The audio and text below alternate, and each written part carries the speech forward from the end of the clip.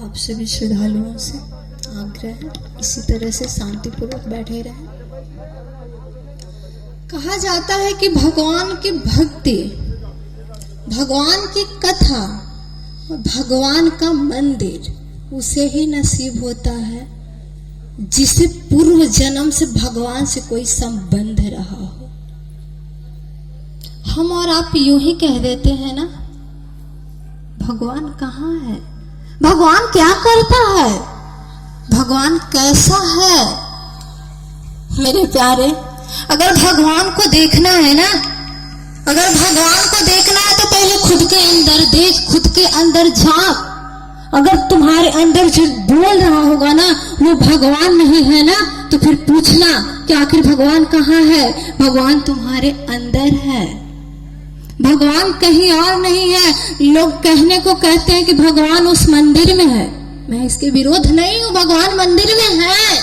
क्या भगवान वहां नहीं है जहां मंदिर नहीं है? कहते हैं भगवान अंदर है, ये भी कहते हैं भगवान अंदर है। अगर भगवान अंदर है तो कोई जाके एक्सरे करा के बता दे कि भगवान अंदर है। नहीं, भगवान अंदर भी नहीं है। भगवान कहाँ है? भगवान विश्वास में है। अगर आपको विश्वास है तो भगवान आपके अंदर भी है, भगवान मुझ में भी है, भगवान तुझ में भी है, हर किसी में भगवान दिखेगा। कब? जब आपका नजरिया भगवान के देखने लायक हो जाएगा।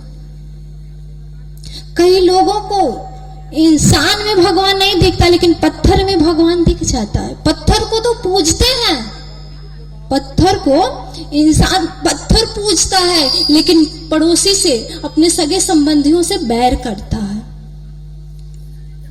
पत्थर का भगवान भी उसी के लिए है जो इंसान में भी भगवान दिखता है।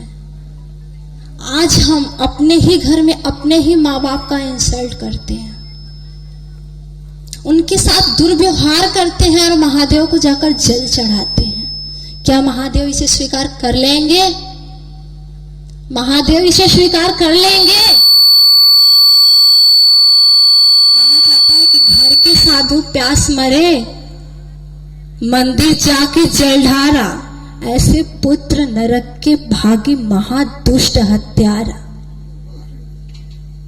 माँ बाप को कभी समझा नहीं, उस माँ को कभी प्रेम स्नेह नहीं दिया और मंदिर में जाके माँ को चुनरी चढ़ाते हो।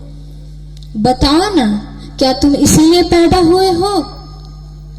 बताओ ना, तुम्हारी क्या यही हैसियत है? कल को तुम वृद्धाश्रम में जाके माँ को चादर दोगे, माँ को राशन दोगे और घर की माँ दवा के लिए तड़प रही होती है। बता, तेरी माँ ने तुझे इसी दिन के लिए पैदा किया था, तू जब बड़े होना तो पेट में लात मारना। अगर आज तुम इस बात को ध्यान देते और तुम समझते कि हमारे माँ बाप है तो आज हमारे देश में वृद्धाश्रम नहीं होता। कल को हम कहते हैं ना, हम बहुत दुखी हैं। क्यों दुखी हो? क्योंकि तुमने कभी किसी को सुख नहीं दिया है। जब तुम किसी को सुख दोगे ना तभी तुम्हें सुख की अनुभूति होगी। जो पैदा करोगे ना वही काटोगी भी। किसी को दुख देकर कभी सुख की लालसा मत करना। और दुख और सुख तो जिंदगी का एक स्तंभ है मेरे प्यारे। अगर दुख है तो कल सुख भी होगा और सुख है तो कल दुख भी होगा। प्रकृति का नियम है और इसे सबको भुगतना है। हाँ, दुख भी सुख उसी को नजर आता है जिसका आत्मा सदैव भगवान में होता है, जो इस संसार से परे है। कहा जाता है कमल जैसे कीचड़ में होकर भी कीचड़ से अलग होता है ना, वैसे अगर इंसान इस संसार में होकर अगर संसार से अलग है तो उसके लिए ना तो सुख है संसार में, ना तो दुख है, सिर्फ भगवान है। और एक सच्चा भगवत भक्त जो होता है ना, उसे दुख दिखता है ना सुख दिखता है। हम और आप भक्त है ना, थोड़ा सा जल क्या चढ़ा देते हैं महादेव के ना, हजारों कामनाएं करके आ जाते हैं। कभी मंदिर जाओ ना, कभी मंदिर जाओ तो सिर्फ इसलिए जाओ कि भगवान ने, तूने मुझे इस जहां में भेजा है ना, इसलिए मैं तेरे मंदिर आई हूं। इसके बाद तो तुझे कभी कुछ मांगने की जरूरत ही नहीं पड़ेगी। अरे घर के माँ बाप वो हाड़ मांस के पुतले समझ जाते हैं कि हमारे बच्चे को किस चीज की आवश्यकता है।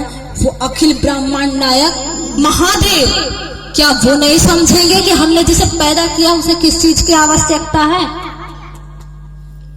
अरे क्या कहूं, कभी उस पे भरोसे करके तो देख, कभी उस पे भरोसे करके तो देख, तुझे दुनिया के आगे कभी सर तक नहीं झुकाना पड़ेगा। झोली फैलाने की तो बात ही मत करना। इस संसार में दुख के सिवा